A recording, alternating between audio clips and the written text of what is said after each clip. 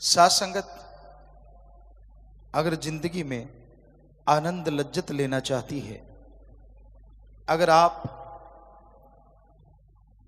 किसी कारणवश दुखी हैं, आपको टेंशन है, कोई परेशानी, कोई बीमारी है, कोई घरेलू, कोई पारिवारिक समस्या है, आप घंटा सुबह घंटा शाम 2-1 महीने सुमरण करके देख लो।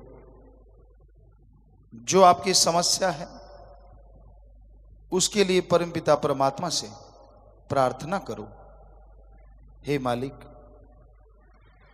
हे सतगुरु दीनदयाल, हे अल्लाह वाहिगुरु राम, मुझे ये परेशानी है, ये प्रॉब्लम है। और फिर घंटा सुमरन करो कि तू रहमत कर इसे दूर कर दे। आप 2 महीने सुमरण करो, यकीनन वो आपकी समस्या 100% चली जाएगी, 2-4% नहीं।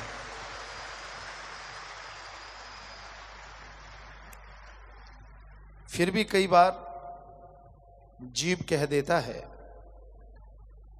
गुरुजी मुझे कोई तरीका बताओ, परेशान हूं, दुखी हूं। इससे अच्छा तरीका और क्या हो सकता है? और सब चीजों के लिए है, दुख है, बीमारी है, परेशानी है, कलह कलेश है, घरेलू समस्या है, बस घंटा सुबह शाम सुमरनी तो करना है। लेकिन इस कलयुग में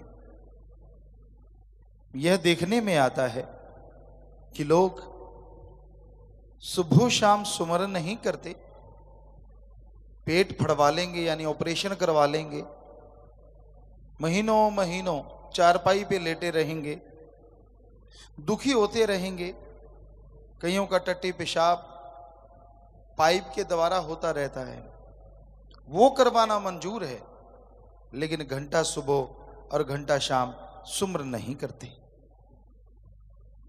कितना आसान है अपने दुख दर्द बीमारियों को खत्म कर लेना, और वो भी ऐसे घोर कलयुग में यहां हाथ को हाथ खाए जा रहा है। हम देख रहे हैं इर्द गिर्द दूर दराज लोग गर्ज से बंध गए हैं। गर्ज है, स्वार्थ है तो प्यार मोहब्बत करते हैं, और गर्ज अगर नहीं तो सलाम, नमस्कार, सत श्री अकाल नारा लगाना भी पसंद नहीं करते। ऐसा घोर कलयुग का समय चल रहा है। हर कोई मतलब परस्त, स्वार्थी सा बन गया है।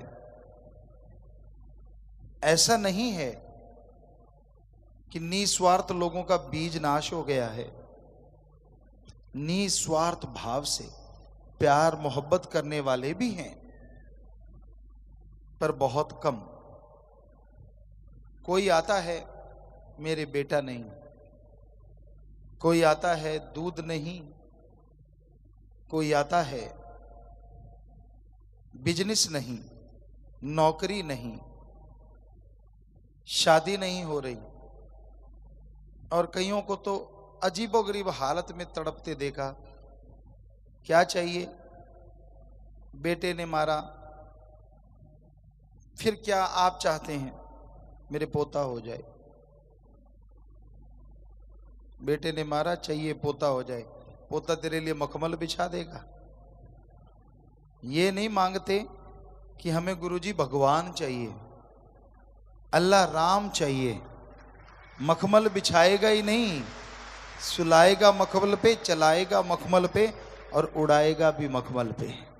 यानी इतना सा भी दर्द का एहसास नहीं होने देगा। उसको नहीं मांगते, दुनियावी चीजों में पगलाए हुए हैं। चलो, जैसा वक्त होता है संत मालिक से वैसी दुआ करके कर्म करवाते हैं। परम पिताजी दाता रहबर ने एक जगह लिखा है कि राम का कामकाज संतों द्वारा ही होता है। भगवान के घर के जितने भी कार्य हैं भगवान संतों द्वारा करवाता है, और सच है। चलो बेटा चाहिए तो बेटा ले लो, दूध चाहिए दूध सही, बिजनेस चाहिए बिजनेस सही, जो जी चाहे ले लो, पर भगवान का नाम भी ले लो ताकि वो सारे समान का सच्चा सुख मिले।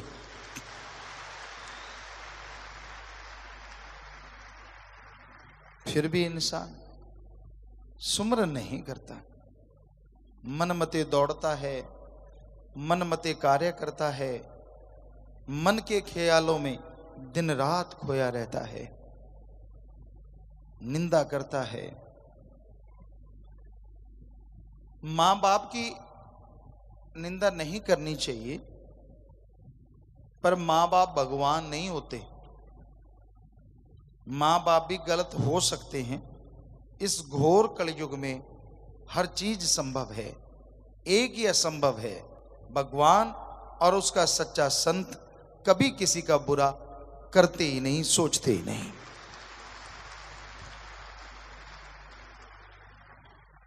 वैसे तो मां बाप की कोई निंदा करे, सामने वाला अगर ये सवाल कर दे, तेरी रगों में किसका खून है भाई, क्या आपके पास कोई जवाब है?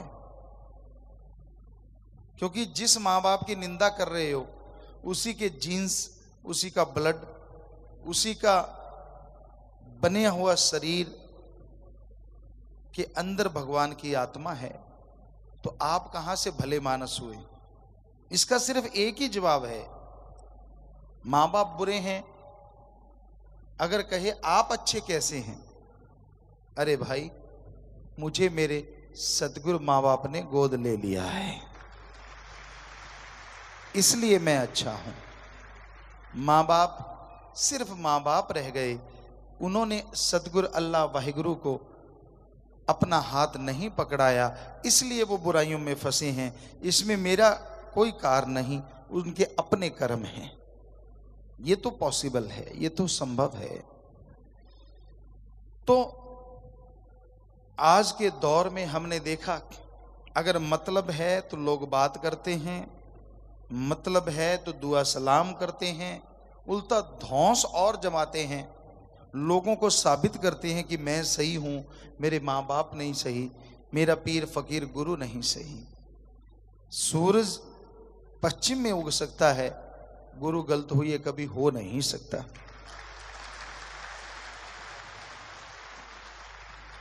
वो जो भी कार्य करता है अपने लिए तो करता ही नहीं, अल्लाह वाहिगुरु राम के हुक्मानुसार, सतगुरु मौला के हुक्मानुसार और सबके भले के लिए करता है। आप सत्संगी हैं, आम दुनिया से बहुत मामलों में बहुत ज्यादा आगे हैं, लेकिन फिर भी कहीं ना कहीं आप जो भी बिजनेस करते हैं, जो भी व्यापार करते हैं, अपने बच्चों के लिए, माँ बाप के लिए, शरीर के लिए, और कुछ लोग परमार्थ के लिए करते हैं। पर संत का परिवार कितना बड़ा होता है। भगवान ने जो भी चीज पैदा कर दी, स्थूल जो दिखते हैं, सूक्ष्म दिखते नहीं शरीर उनके हैं, और कारण देवी देवता, संत पीर फकीर के लिए भी वो सब औलाद होती है जो भगवान की औलाद होती है। आपको अपने घर का फिक्र है, कईयों को विषय विकारों का फिक्र है, धोखा देते हैं अपने आप को, पति पत्नी एक दूसरे को, चलता रहता है ये काम। लेकिन कितने लोगों का फिक्र, 2 4 5 10 20। और जरा सोचिए, एक फकीर को सारी सृष्टि ही नहीं, सारी त्रिलोकी नहीं, त्रिलोकियों का फिक्र होता है। वो मालिक से दुआ करते रहते हैं, उनका भला मांगते रहते हैं, उनके भले के लिए हर कार्य करते रहते हैं। इतने सेल्फिश मत बनो, खुद गर्ज मत बनो, बल्कि बुलंदी से रूहानियत के जज्बे को अपनाओ। सबका भला करो, सबका भला सोचो। हम आपको गारंटी देते हैं, अगर ऐसी भावना आप पैदा कर लोगे तो आपको सुमरन से पहले ये प्रार्थना नहीं करनी पड़ेगी कि मुझे दुख से मुक्त कर दो, मेरी प्रॉब्लम का सॉल्व कर दो, मेरी परेशानियों को दूर कर दो, मुझे टेंशन फ्री कर दो, क्योंकि ये बुराइयां भगवान आने ही नहीं देंगे। जो भगवान की औलाद का भला किया करते हैं, भगवान की औलाद का भला सोचते हैं, मालिक उनका भला जरूर करते हैं। संत कभी झूठ नहीं बोला करते। संत अगर किसी मुरीद को ये बोल दें कि बेटा तू बहुत सेवा करता है, तो उसमें झूठ नहीं होता, डायरेक्ट एंड डायरेक्ट वाकई वो सेवा करता है। इंसान वहां तक नहीं पहुंच सकता यहां तक रूहानियत गहरी है।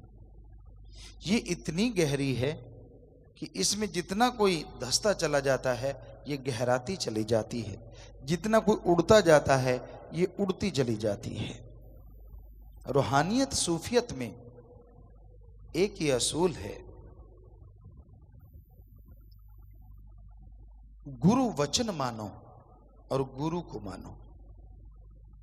कई लोग क्या कहते हैं, मैं गुरु को बहुत मानता हूं पर गुरु वचन नहीं मानता।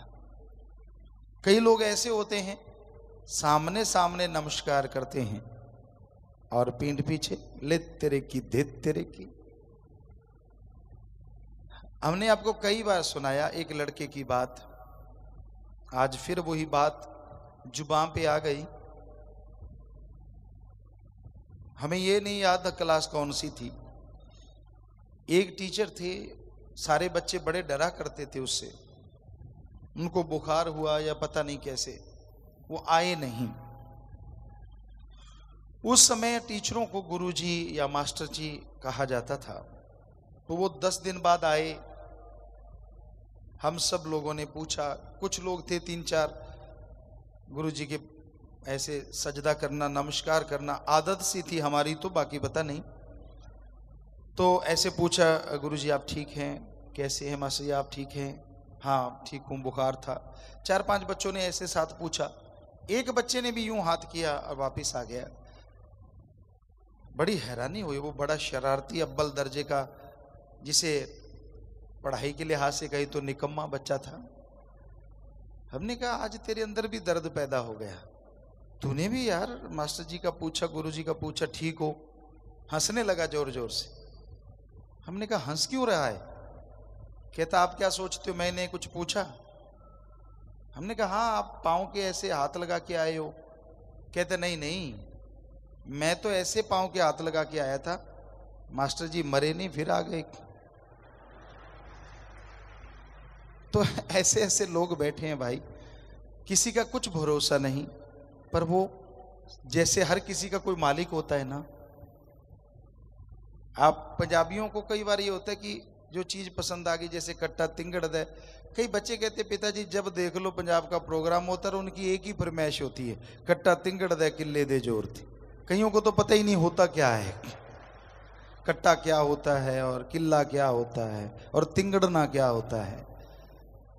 तो इस बार भी हमें पूछा बच्चों ने कि पिताजी पापा जी इसका क्या मतलब है?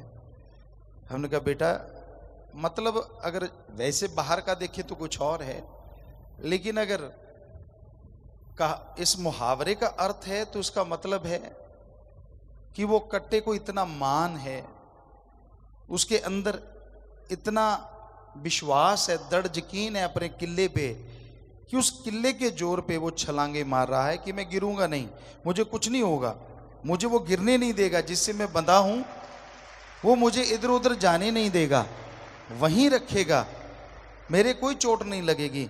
इतना यकीन है, मैं कितना भी जोर लगा लूं मेरे चोट नहीं लगने वाली, मैं गिरने वाला नहीं, किला उखड़ने वाला नहीं। और अगर उसको आदमियों पे लगाओ कि मेरा मालिक मेरा सतगुरु मेरा मौला इतना जबरदस्त है, मेरा उस पर इतना दृढ़ यकीन है कि मेरा मालिक पूरा है, वो मुझे कहीं भी गिरने नहीं देगा। पूरी लाइफ दोनों जहान में मेरा साथ देगा। मेरे को मान है, मुझे उस पे बेहद मान है। तो इसी तरह इंसान अपने मालिक पे, अल्लाह पे, वाहिगुरु पे, सदगुरु पे दृढ़ यकीन रखता है तो उसकी ज़िंदगी की तमाम बुराइयां दूर होती हैं, खुशियां आती चली जाती हैं, दृढ़ यकीन बनता चला जाता है। तो आप अपने अंदर की भावना को शुद्ध रखो। कभी किसी का बुरा मत किया करो, बुरा सोचा ना करो।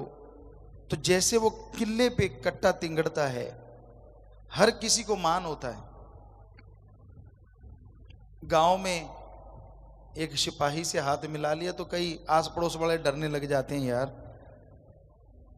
और अगर कहीं इंस्पेक्टर से हाथ मिला लो तो पूरा गांव कांपने लगता था पहले। वो यार इसका तो इंस्पेक्टर से हाथ मिला हुआ है।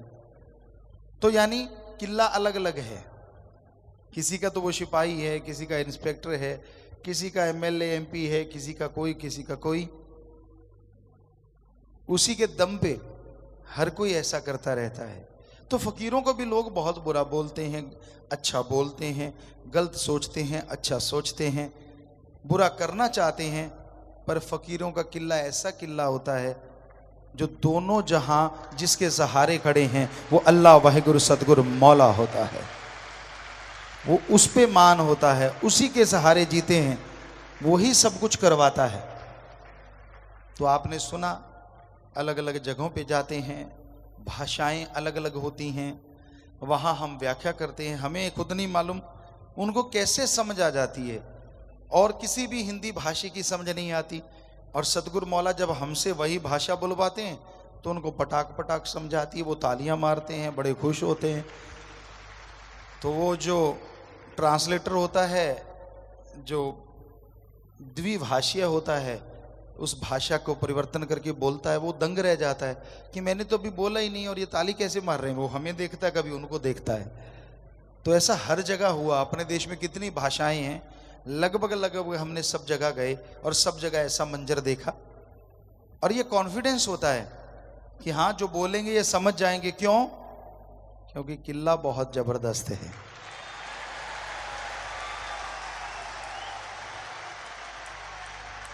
कहते हैं ना, रूहानियत में एक कहावत है, खस्म एक बार बनाना होता है। दुनिया के दुनियावी तौर पे भी देख लो, अपने देश में तो पति पत्नी का रिश्ता तो एक बार ही बनता है।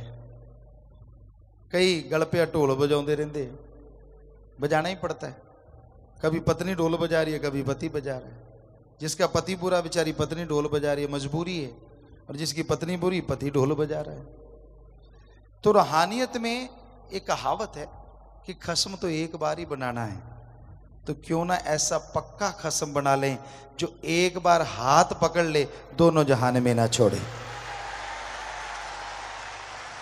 हमें तो हमारा वो खस्म अल्लाह वाहिगुरु गौड़ खुदा राम शाह सतनाम शाह मस्तान मिला है, जिसने एक बार हाथ पकड़ा है, अब बेफिक्री है, अपने आप ले जा रहा है। कठपुतली है, अपने आप नचा रहा है। नचाएगा, नचाता था, नचाएगा। तो ऐसा खस्म बनाओ, दृढ़ यकीन रखो, सामने ही सिर ना झुकाओ। हमेशा हमेशा वो दृढ़ इरादा, बुलंद हौसला बना के रखो। और किसी की कोई बुराई करे तो करे, और किसी के बारे में कुछ बोला गया तो बोला गया, पर अपने गुरु मुर्शिद कामिल के बारे में बोला भी गया, ऐसा हो भी जाए तो आधा घंटा सुमन करो, मालिक से माफ़ी मांगो, तो वो दया का सागर माफ भी कर देता है और खुशियां भी बख्श देता है। पर पतिव्रता का स्वाद तो फिर है कि जुबान पे सामने है तो भी सजदा और बाद में है तो भी सजदा। आनंदी कुछ और होता है। सतगुरु मुर्शिद के हम आपको अपनी बात बताते हैं, कल भी सुनाई, कि जब शासत नाम दाता रहबर के दर्श दीदार करते, हमें ये नहीं होता था कि आसपास कोई बैठा भी है। साथ संगत होती थी, बेपरवाह जी के वचन हजारों में होती थी, पहले कुछ हजार, फिर काफ़ी हजारों में। तो ये लगता ही ना था कि ये कोई आसपास बैठा है, मैं हूं और तू है, फिर जमकर इश्क करेंगे। वो झूठ नहीं बोला, वो सच है।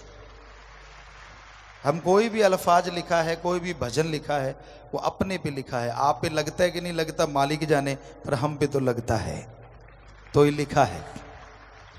तो कुछ नहीं दिखता था, यूं लगता था हम बैठे हैं और वो बैठे हैं, बस, और कुछ है ही नहीं। तो ऐसा नज़ारा जब हो जाता है, इश्क बेइंतहा हो जाता है, वो है चरम पे पहुंचा हुआ इश्क, वो है रूहानी इश्क। जिसके अंदर ऐसा इश्क जाग जाए तो इश्कवाज काम करता है, और आपको तो इश्क से हटने की फुर्सत नहीं मिलती। इश्क ही चलता रहता है, इश्क ही होता रहता है, इश्क ही जागता है, इश्क ही सोता रहता है। क्योंकि इश्क जिसको लग जाता है वो दोनों जहां में सबसे निराला होता है और खुशियों से लबरेज होता है। उसकी जिंदगी में बहार रहती है, पतझड़ का मौसम कभी नहीं आता।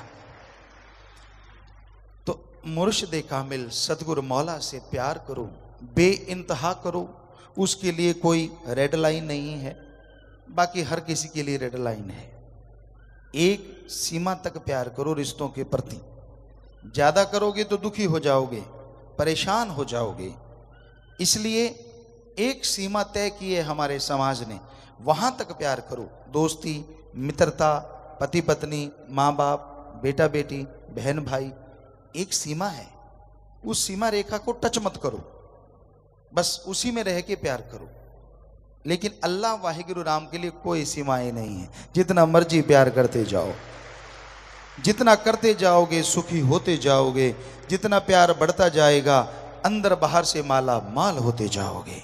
यही एक रास्ता है जिस पे चलते जाओगे, थकोगे कभी नहीं, बल्कि तंदुरुस्ती पाओगे, ताजगी पाओगे, और दोनों जहां की खुशियों से माला माल हो जाओगे। तो प्यारी सत्संग जियो, कहीं भी रहो, फिक्र मत करो। आपका साया आपसे दूर हो सकता है। जब अंधेरा हो गया तो साया ही नहीं दिखता, परछाई नहीं दिखती, वो भी दूर हो जाती है, आप अकेले रह जाते हैं।